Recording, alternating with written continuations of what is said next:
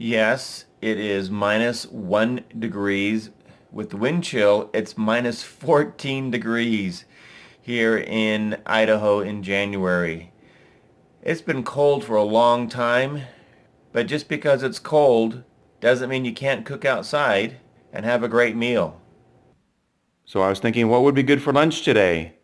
And I thought, the mango habanero chili from our food storage sounded perfect. It'd be filling, warming, nutritious, and tasty. Let's get the oven set up.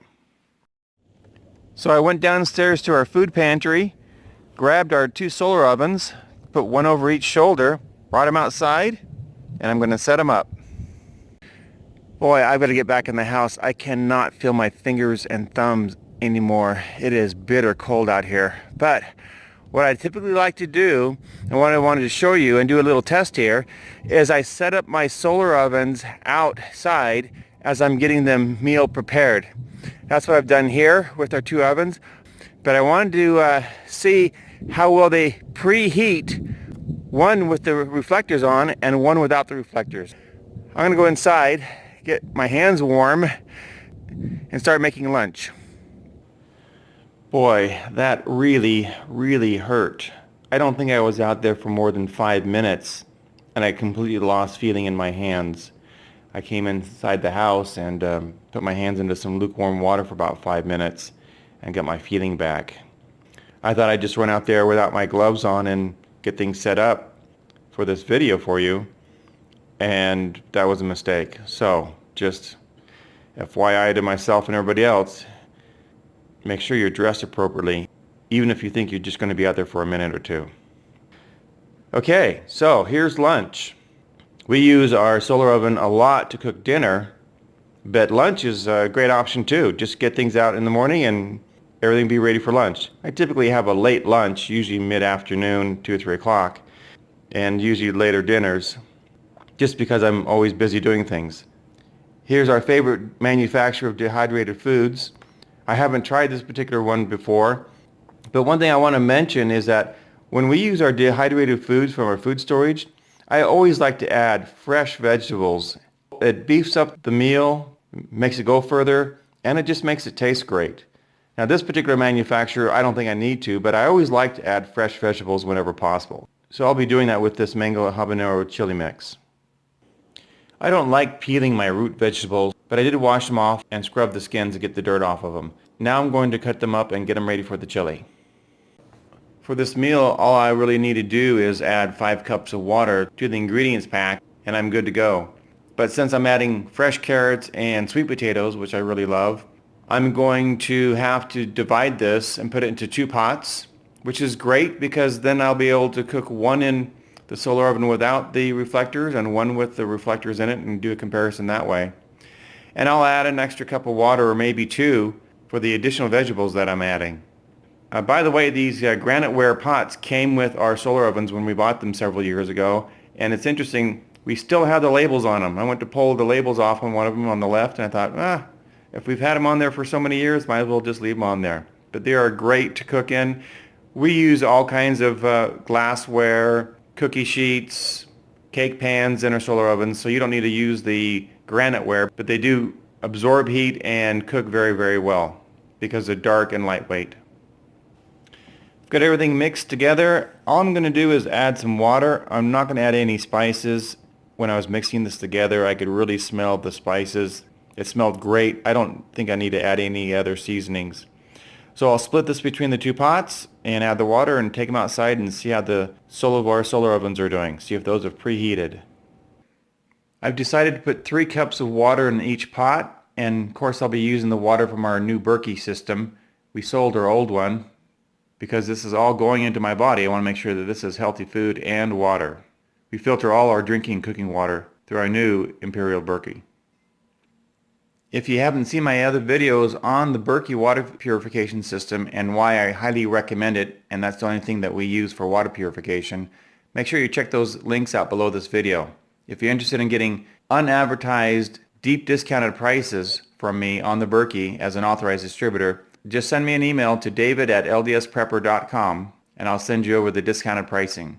The pricing is actually too low for me to show it on YouTube with the agreement that I have with the manufacturer. But I'll be glad to share it with you in an email.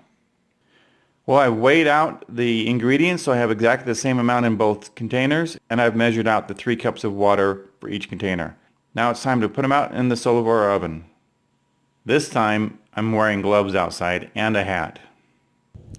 Well, I don't know if you can hear the wind blowing, but it's pretty cold out here. And we want to check the temperatures in here. You can see that this is right about 220 degrees, which is how I determine whether I want to use the reflectors or not. The oven without the reflectors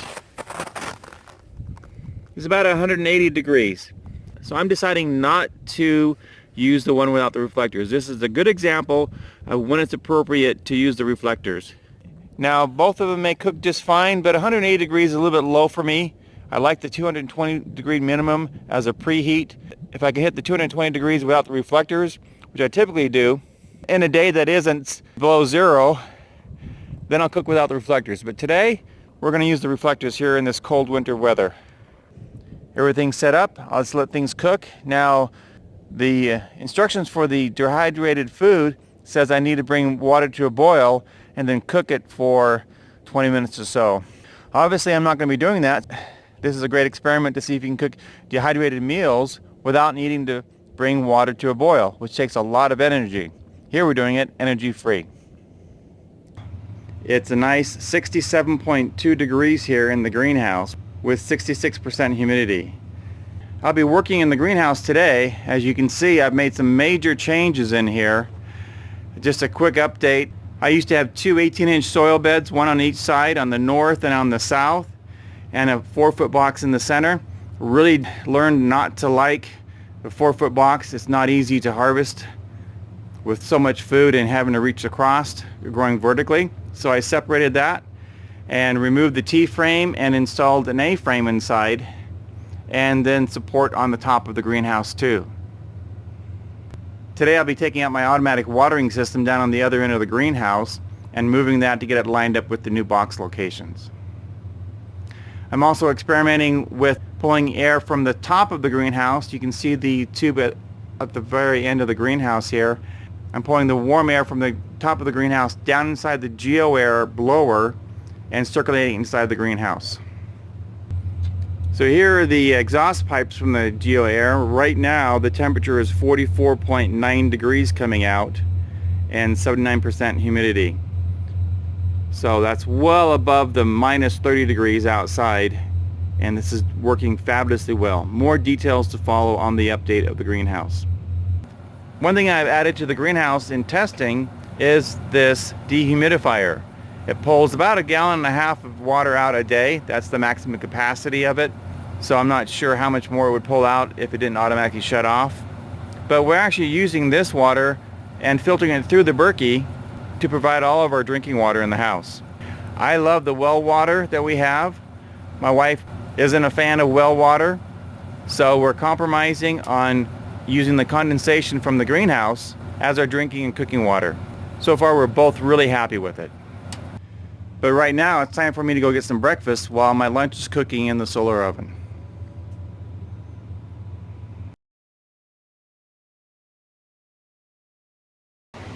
Well, as I said, I'm in here working and it is stinking hot. 86.5 degrees. The humidity has gone down and I'm done digging out the pipe for the irrigation. Now I just need to cut it and replace it. But I gotta go take a break. I am sweating like a pig. Well, it looks like the temperature is holding right at 220. I'm not ready for lunch yet, but it's doing a great job just cooking away here.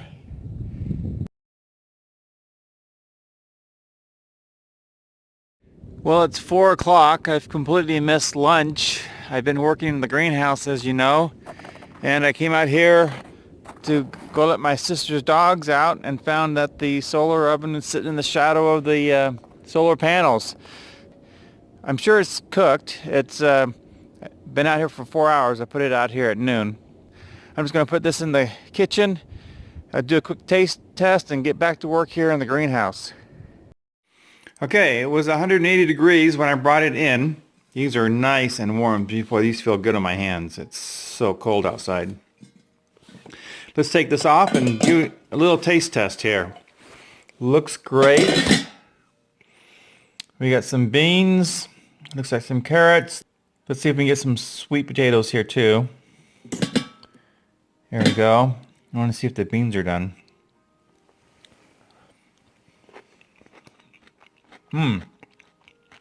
Wow. Really good flavor.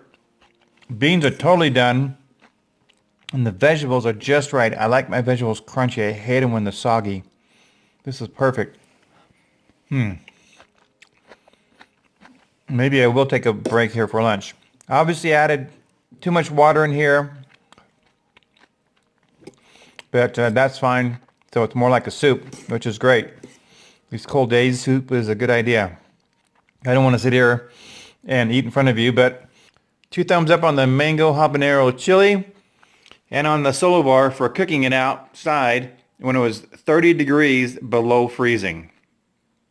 So if you want to get more information on the solo bar and the latest pricing and on the Eden Valley dehydrated foods, check my links below. This is LDSPrepper reminding you, if you are prepared, you're going to eat well, even when it's freezing cold outside.